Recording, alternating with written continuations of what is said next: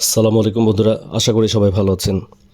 হাফসান Fujairah তেল pipeline, যা Abu Dhabi crude well pipeline নামে পরিচিত, সংযুক্ত আরব আমিরাতের একটি তেল পাইপলাইন।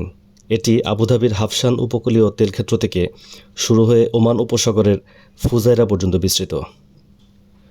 সরবরাহের নিরাপত্তা বৃদ্ধি এবং হরমুজ প্রণালীর মাধ্যমে তেল পরিবহনের উপর নির্ভরতা কমানোর জন্য কৌশলগত কারণে সংযুক্ত আরব আমিরাত এই পাইপলাইনটি নির্মাণ কাজের প্ল্যান করে। পাইপলাইনটির নকশা 2006 সালে শেষ হয়েছিল। 2007 সালে নির্মাণ সম্পর্কিত চুক্তি করা হয়।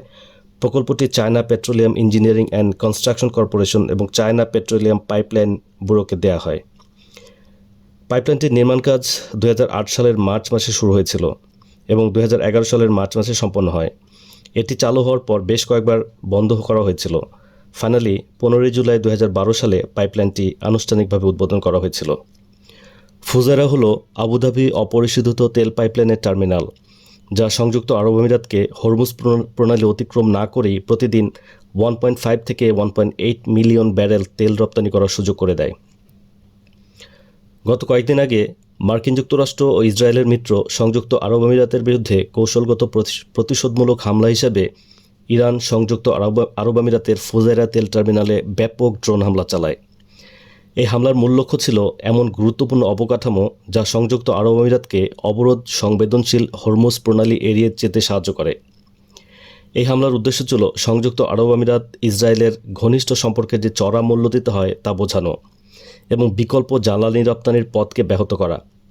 এই হামলার মাধ্যমে ইরানের নিজস্ব জ্বালানি অবকাঠামো লাভান তেল শোধনাগারে যুক্তরাষ্ট্রের আগের হামলার সরাসরি জবাব হিসেবে মনে করা হয়।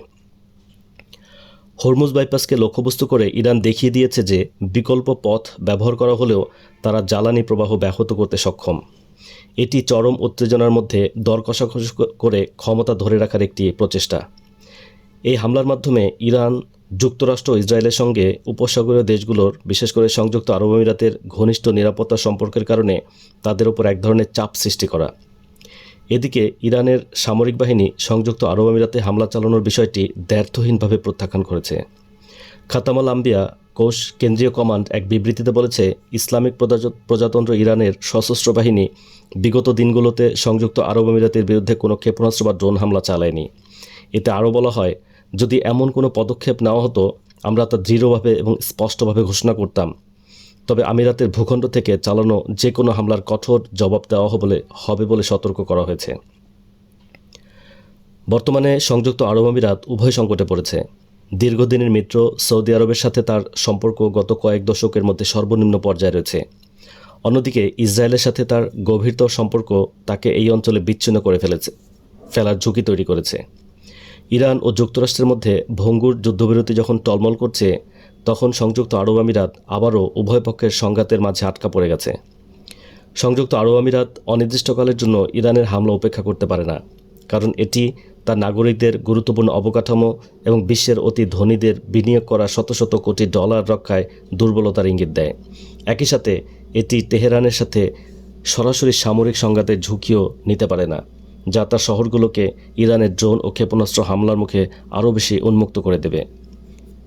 দেখা যাক আরব আমিরাত কীভাবে তার এই ক্রাইসিস মোকাবেলা করে। খোদা হাফেজ বন্ধুরা, কথা হবে অন্য কোনো এক নতুন ভিডিওতে।